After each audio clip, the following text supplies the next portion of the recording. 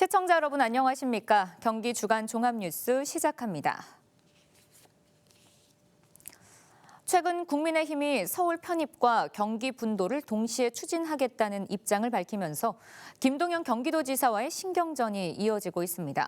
김 지사는 북부특별자치도 설치에 대한 강한 의지를 재차 드러냈는데요.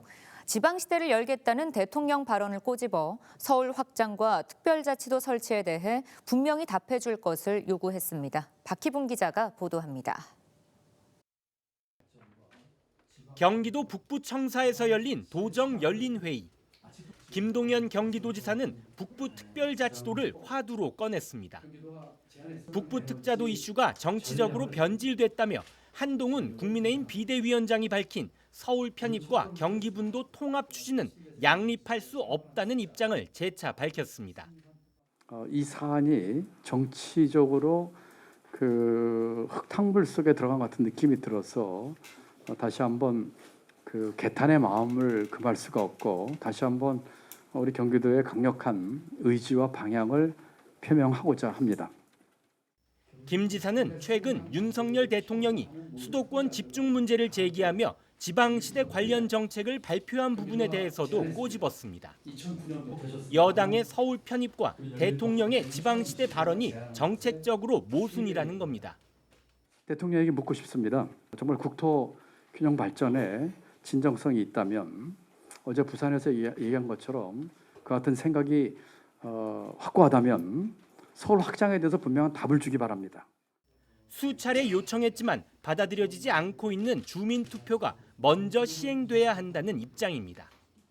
서울 편입 시도를 지금이라도 중단하고 우리가 북부특별자치도 설치를 위해서 요청했던 주민투표에 적극적으로 호응해 줄 것을 촉구합니다. 김 지사는 또 경기도 분도라는 표현이 경기도를 둘로 쪼개는 것으로 보여진다며 경기 북부특별자치도로 용어를 통일해야 한다고 강조했습니다. 서울 편입과 경기 북부특자도 설치가 다가오는 국회의원 선거에서 경기 지역의 최대 쟁점이 된 가운데 경기도와 정부 여당과의 신경전도 고조되고 있습니다. BTV 뉴스 박희붕입니다. 부동산 가격 급등기에 최고 600대 1이 넘는 청약률을 기록했던 인기 아파트가 입주를 못하는 상황이 벌어지고 있습니다. 안성의 한 민간 임대 아파트인데요. 투자 목적으로 계약했던 입주민들이 난처한 상황이 되고 있습니다. 어떻게 된 일인지 백창현 기자가 취재했습니다. 최근 입주를 시작한 안성의 민간 임대 아파트입니다. 1240세대의 이 아파트 단지는 부동산이 급등하던 지난 2021년 10월 청약 당시 최고 경쟁률 638대 1을 기록하면서 큰 인기를 모았습니다. 주변 아파트 대비 시세가 저렴한 데다 임차인이 다시 임차인을 들이는 전대가 가능하다고 해 투자 가치가 높다고 판단한 겁니다. 이런 아파트의 금액 대비도 괜찮았었고 그다음에 뭐 주택수에도 안 잡히고 그리고 전대도 가능하다 이런 거를 대대적으로 광고를 했었습니다. 그런데 지난 1월 30일 이 아파트의 모델하우스에서 진행된 입주예정자 대상 설명회에서 시행사는 임대계약자는 주택금융공사의 전세보증을 받기 위해 전입신고와 확정일자를 받아야 한다고 전했습니다. 투자 목적으로 이 아파트를 계약한 사람들은 크게 반발했습니다. 계약자가 전입신고를 하면 새로 들어올 전차인이 전세대출과 보증보험 가입이 불가능해져 사실상 전대가 불가능하게 된다는 겁니다. 막상 이제 전대를 저희가 실행을 하려고 하다 보니까 뭐 전차인이라고 해서 이제 입주하시는 분들, 그러니까 전세로 들어오시는 분들은 전세보증금 대출이 불가하고 그 다음에 전세보증금에 대해서 그 반환도 보증보험 가입이 불가하고 일부 계약자들은 시행사가 사기 분양을 했다며 소송까지 예고하고 있습니다. 이에 대해 시행사는 전대를 할 경우 시행사가 막지 않겠다는 것이었다며 이미 전대 계약을 진행 중이라고 밝혔습니다. 또 민간임대 아파트는 투자 목적이 아닌 실거주 목적으로 지어진 것이라고 강조했습니다. 이 목적은 민간 임대 아파트이기 때문에 실거주하실 분들이 입주하는 데 목적이죠. 전대 가능하다고 했는데 사실상은 불가능하다고 얘기하셨는데 저희는 지금 현재 전대 동의를 하고 있어요. 또 몇몇 계약자의 억지 때문에 선의의 피해자가 발생할 수도 있다며 투기꾼이나 전차인을 보호하지 않겠다고 전했습니다. 사실은 임대 사업을 하고 있는 저희 회사로서는 당연히 임차인을 보호해야지 저희가 어떤 투기꾼이나 전차인을 보호하는 건 아니라고 생각을 하거든요. 1240세대 가족들의 보금자리인 이 아파트. 입주가 시작된 지 2주가 지났지만 시행사와 계약자 간의 갈등이 깊어지면서 따뜻해야 할 집들이가 찬바람만 불게 됐습니다. BTV 뉴스 백창현입니다.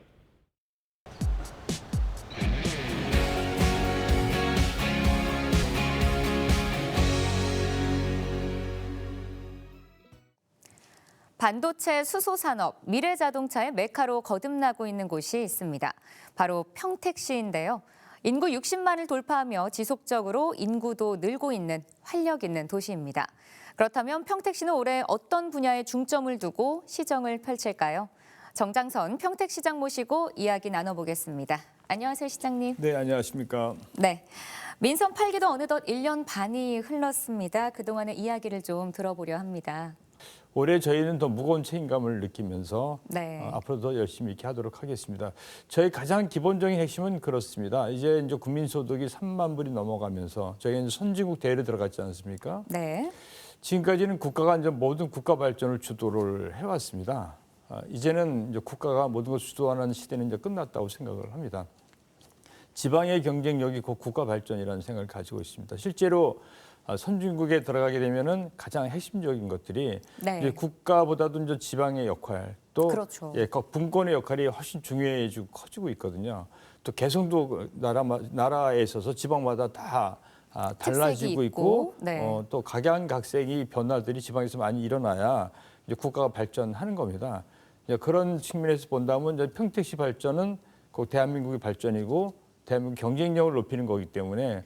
저희가 이제 그런 어떤 의무감 또는 자부심 가운데서 앞으로도 계속해서 노력을 하겠다 이런 생각을 가지고 있습니다.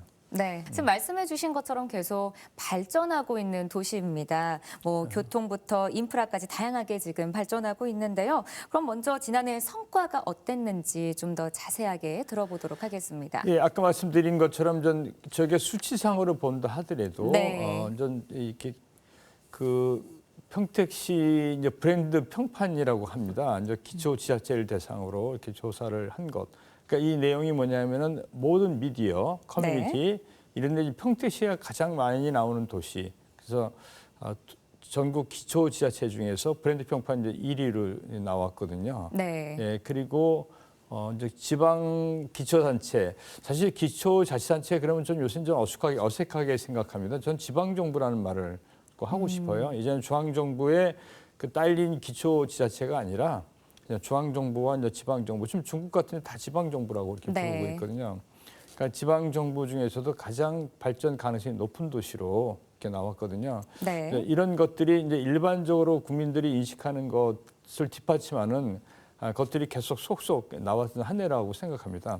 네. 그러니까 첨단 도시, 아까 말씀드린 것처럼 안보 도시, 그러면서 전 국민의 관심을 갖게 된 도시, 전 이것이 평택이라고 생각하고 있고, 이러면서도 또 저희들이 앞으로 과제도 굉장히 많지 않습니까? 그렇죠. 그래서 올해는 이제 그 부분에 더 집중적으로 노력해서 실제적으로 평택이 명실상부 정말 좋은 도시다, 이런 소리가 나올 수 있도록 앞으로 올해 책임감을 네. 가지고 하려고 생각합니다. 어쨌든 지난 한 해는 첨단 도시 또 안보 도시, 그러면서도 전 국민 가운데서 가장 관심이 큰 도시로 네. 평택시가 부상한 한 해가 되지 않았나 이런 생각을 하고 있습니다.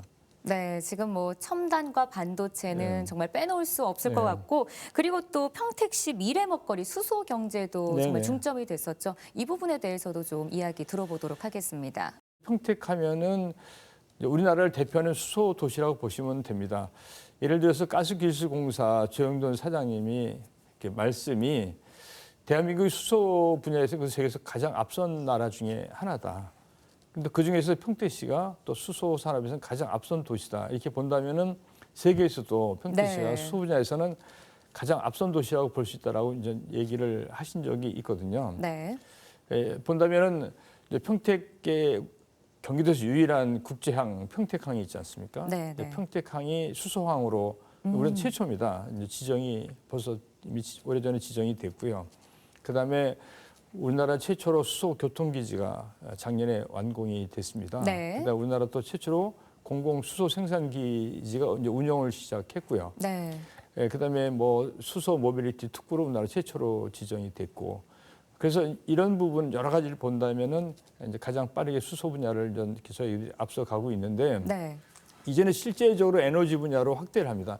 근데 평택에서는 앞으로 이제 수소로 전력을 생산하는 것이 이제 본격적으로 계획돼 있고, 앞으로 아마 27년이나 8년쯤에는 이제 수소 생산이 본격적으로 이제 진행이 됩니다. 이제 평택에서 아마 최초로 진행될 텐데, 이제 이렇듯 그 실제로 그 모빌리티에 쓰는 수소뿐만 아니라 네. 이제는 산업 현장에 이제 수소를 통한 전력이 공급이 가능해지고, 나중에는 이제 수소 공급이 원활해지면 이제 가정에까지도 그렇죠. 수소를 공급하는 그런 시대를 우리나라에서 최초로 저희가 평택시가 선도해 갈 겁니다.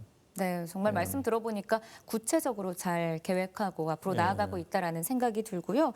그리고 경기 남부 교통의 허브인 이 평택시를 또 빼놓을 수가 없습니다. 네. 이 교통 분야에서도 작년에 이 성과는 어땠나요? 예, 그러니까 저희 평택시가 이제 그 교통 허브로 많이 이제 부상하고 있거든요. 그렇죠. 기존에 이제 고속도로뿐만 아니라 이제 요새 네. 가장 각광을 받고 있는 이제 뭐 KTX라든가 GTX, 네. SRT 이런 것들이 많이 관심이 크지 않습니까? 네.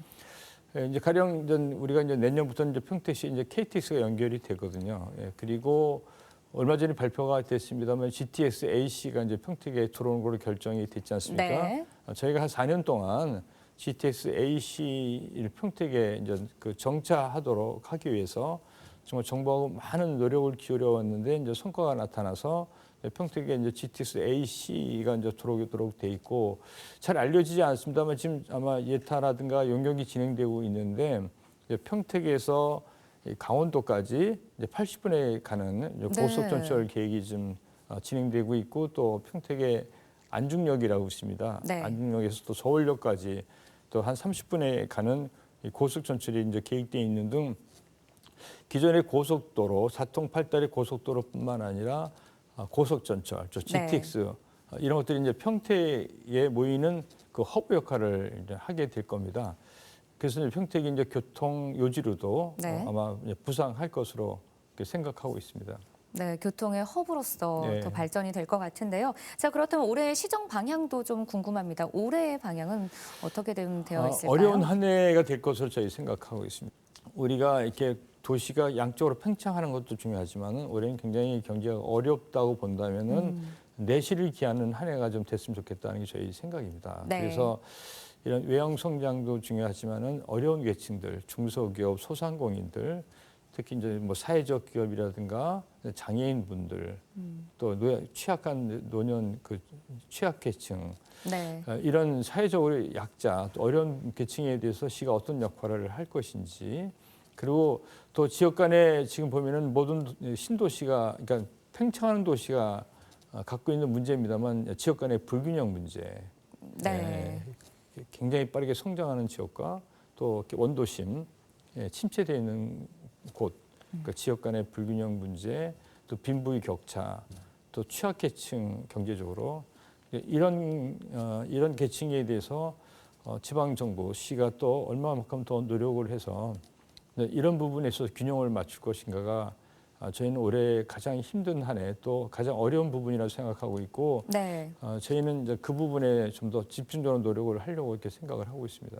네, 뭐 복지라든지 네. 시민들을 위한 방향으로도 참 좋을 것 같은데, 여기서 친환경 조성을 위해서 이 녹색 정책도 네. 우리가 빼놓을 수 없을 것 같습니다. 올해 이 친환경을 위해 녹색 정책을 펼친다면 어떠한 방향으로 좀 더 나아가게 될까요?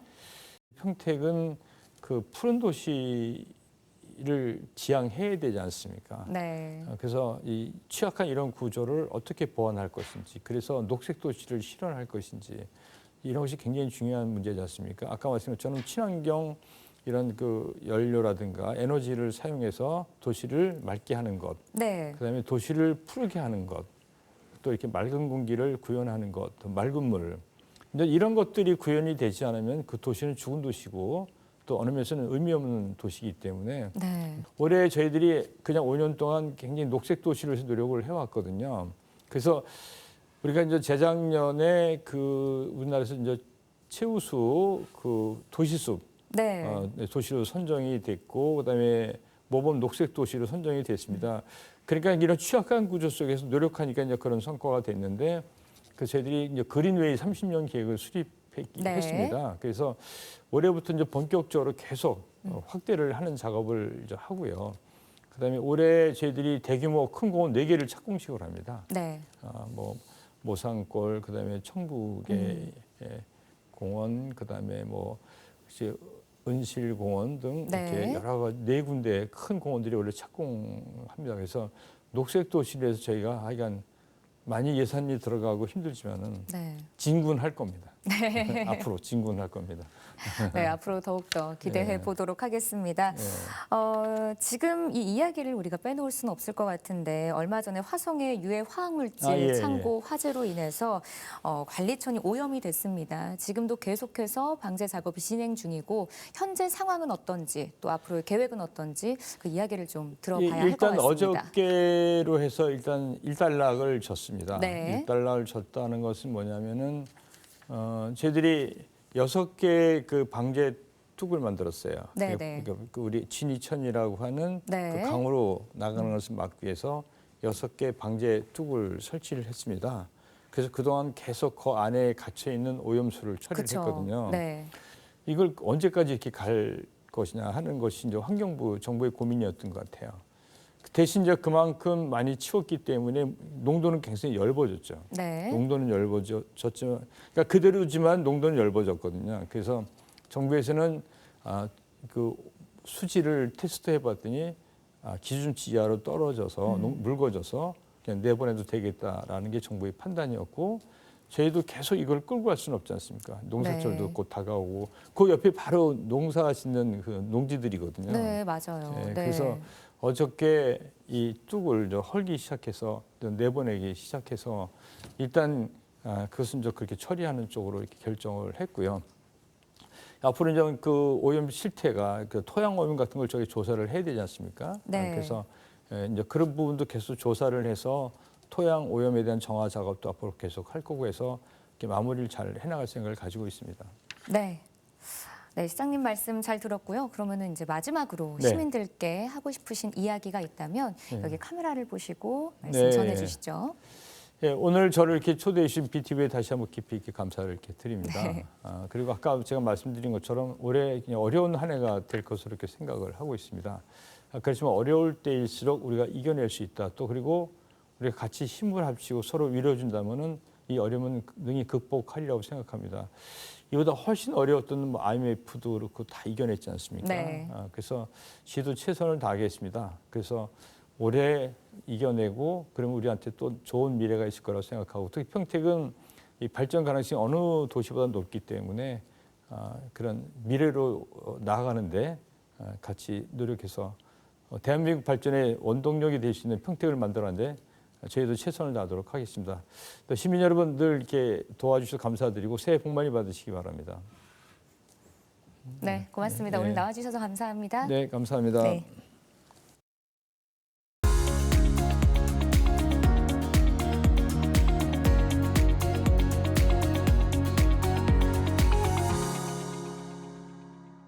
한 번에 끝내는 119초 안전교육. 최근 아파트 화재가 발생하면서 공동주택 화재 안전에 대한 관심이 증가하고 있는데요. 우리 집이 아닌 이웃집에서 화재가 발생했을 경우 어떻게 해야 될까요? 무조건 대피한다고요? 아니죠. 무조건적인 대피보다는 화재 상황을 판단하여 대피하는 것이 중요합니다.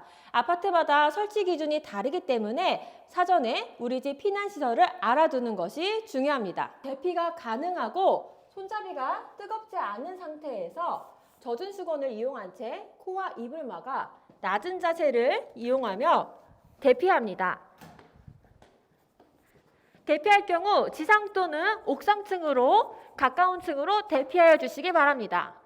연기 또는 화염이 들어와 대피할 수 없는 경우라면 타워형 아파트인 경우엔 이렇게 베란다 내 대피 공간이 있는데요. 대피 공간은 방화문으로 되어 있는 공간으로 대피 후에 119에 구조 요청을 하시면 되겠습니다. 이 공간은 창고로 사용하거나 물건을 적치하면 안 되겠죠. 또한 복도식 아파트인 경우엔 이렇게 경량 칸막이가 있는데요. 물건은 미리미리 치워두시기 바랍니다. 이렇게 경량 칸막이는 비상시에 사용하시면 되겠습니다. 하향시 피난 사다리가 있는 경우에는 평소에 사다리는 접은 상태로 유지하고 비상시에만 사다리를 펼쳐 아래층으로만 이동하시면 되겠습니다. 평소 안전수칙을 익혀 우리 가족과 이웃 모두 안전하시기 바랍니다. 그럼 안녕! 안녕하십니까? 경기도 소방재난본부 김민주입니다. 최근 날이 추워지면서 화재 사고도 늘고 있습니다. 불이 나면 무조건 일단 피해야 한다고 알고 있지만 아파트에서는 오히려 피해가 커질 수도 있습니다.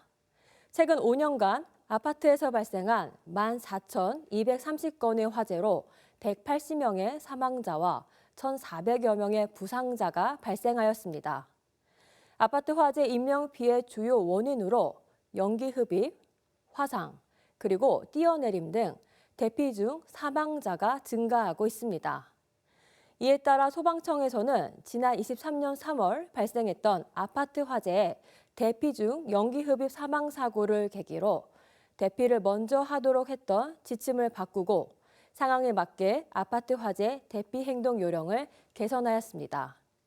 무조건적인 대피보다는 화재 상황 등을 판단하여 대피하는 것이 중요합니다.